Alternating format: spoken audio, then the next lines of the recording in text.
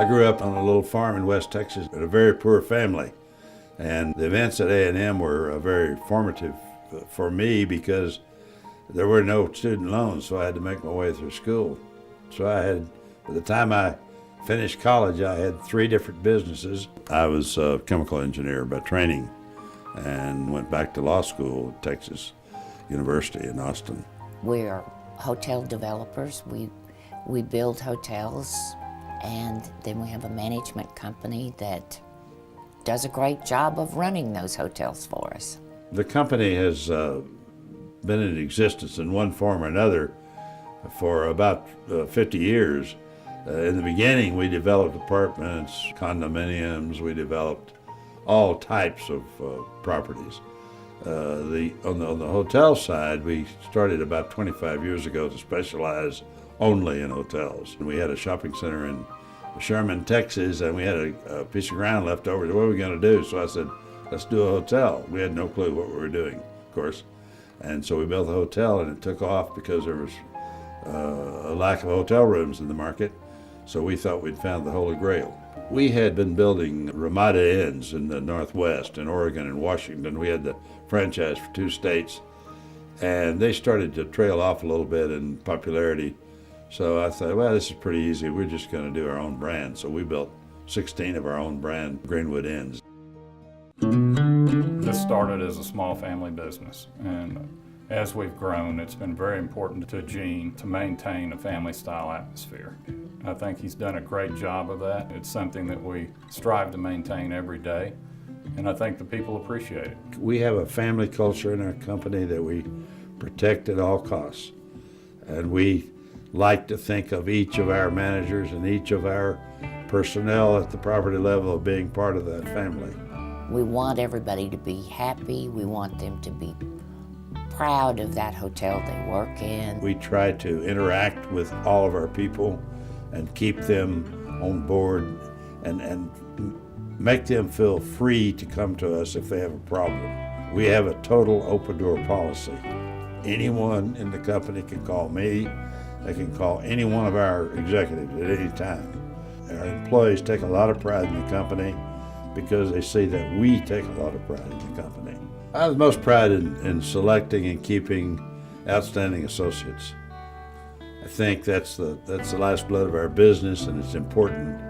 The most important thing we do is selecting associates. So I'd say that's probably my greatest accomplishment. When our guests check into the hotel, they can expect to see a beautiful place, friendly people, people that are very helpful, very service-oriented to make them feel like they're at home.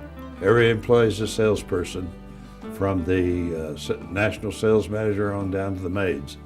And if you don't have that culture, you're not going to be successful in the hospitality business. People have to like serving our guests. They're the face of the company. They have to be cheerful, happy, and willing to serve in a manner that is exceptional every day and be consistent about it, which is hard to do.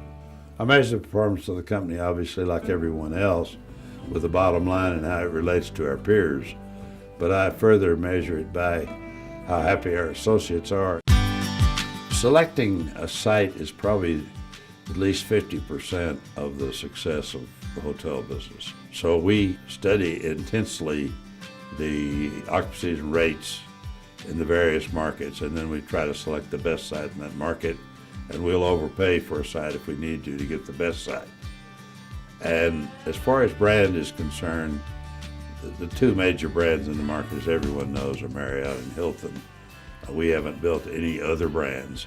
The reservation system for those properties are second to none. We've developed relationships within those companies that have allowed us to leverage our development platform against their franchise systems. When they do a deal with Western, they know what they're getting, which is a priceless value to our partners and associates. We've probably built about 2.5% of all the Marriott hotels in this country.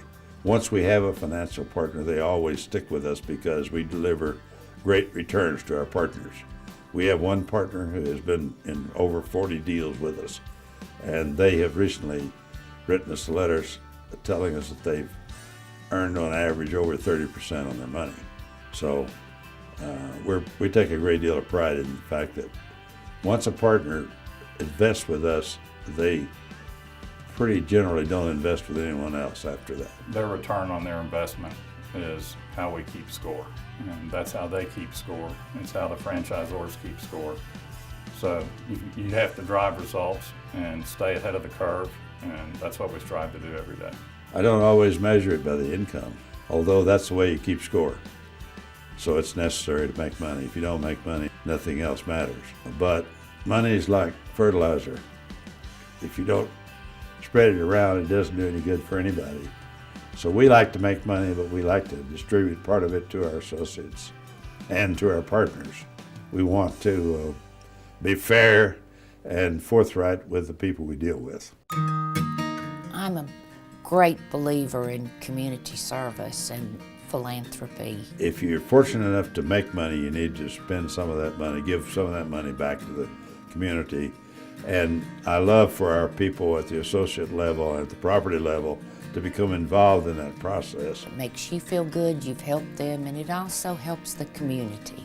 Well, community service is not only important to our company, but it's important in our society. If you make money, you should give part of it back. The best way to do that is to give it to people who are less fortunate than you. Give them a hand up, but not a handout. If you're just starting out in the hospitality industry as an associate, learn everything you can, go to school every chance you get, and try to learn from the people you're working with every day. If I could start over, I would probably do the same thing all over again, except that I wouldn't have had the 2 or 3 failures. You always have failures in business. It's not a matter of if, it's how many. If you don't have the fortitude to cope with failure, you don't need to be in business for yourself. If your growth stops, your dying starts. So you must grow. Growth is necessary for the mental well-being and the physical well-being and the monetary well-being of any company. Great leadership is personified in your ability to have your associates buy into your dream.